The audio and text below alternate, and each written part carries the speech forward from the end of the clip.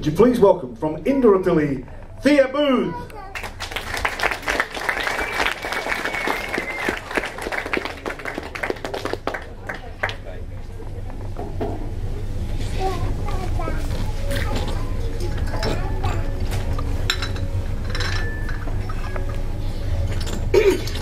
Charming day it has been, Miss Fairfax. Pray don't talk to me about the weather, Mr. Worthing. Whenever people talk to me about the weather, I always feel quite certain they mean something else. And that makes me so nervous. I do mean something else. I thought so. In fact, I'm never wrong. And I'd like to be allowed to take advantage of Lady Bracknell's temporary absence.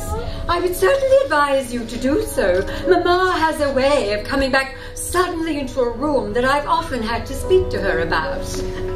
Miss Fairfax, ever since I met you, I've admired you more than any girl I've ever met since I met you. Yes, I'm quite well aware of the fact. And I often wish that in public, at any rate, you'd been more demonstrative.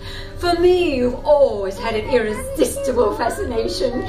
Even before I met you, I knew I was far from indifferent to you.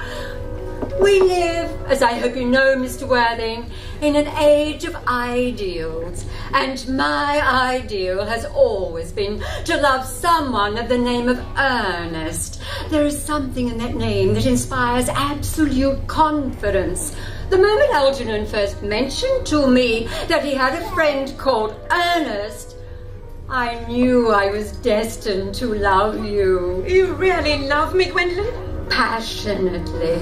Darling, you don't know how happy you've made me. My own Earnest. But you don't really mean to say you couldn't love me if my name wasn't Earnest. But your name is Earnest. Yes, I know it is. But supposing it was something else, do you mean to say you couldn't love me then? Ah, that is clearly a metaphysical speculation, and like most metaphysical speculations, has very little reference at all to the actual facts of real life as we know them. Personally, darling, to speak quite candidly, I don't much care about the name Earnest. I don't think the name suits me at all. It suits you perfectly. It is a divine name. It has a music of its own. It produces vibrations. Well, really, Gwendolen? I think there are lots of other much nicer names, I think. Jack, for instance, a charming name. Jack? Oh no, there's very little music in the name Jack, if any at all indeed. It doesn't thrill, it produces absolutely no vibrations. I've known several Jacks, and they all, without exception, were more than usually plain. Besides, Jack is a notorious domesticity for John, and I pity any woman married to a man called John.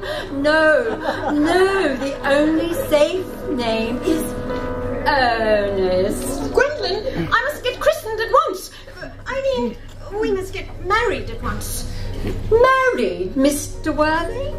Well, surely you know that I love you, and you led me to believe, Miss Fairfax, that you were not absolutely indifferent to me. I adore you, but you haven't proposed to me yet.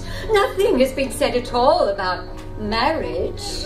Well, may I propose to you now? I think it'll be an admirable opportunity, and to spare you any possible disappointment, Mr. Worthing, I think it only fair to tell you quite frankly beforehand that I'm fully determined to accept you. Gwendolen! Yes, Mr. Worthing, what have you got to say to me? You know what I've got to say to you. Yes, but you don't say it. Gwendolen, will you marry me? Of course I will, darling. How long you've been about it. I'm afraid you've had very little experience in how to propose. My own one, I've never loved anyone in the world but you. Yes, but men often propose for practice. I know my brother tells me so. All his girlfriends tell him. What wonderfully blue eyes you have, Ernest.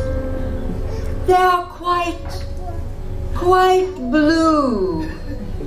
I hope you will always look at me just like that.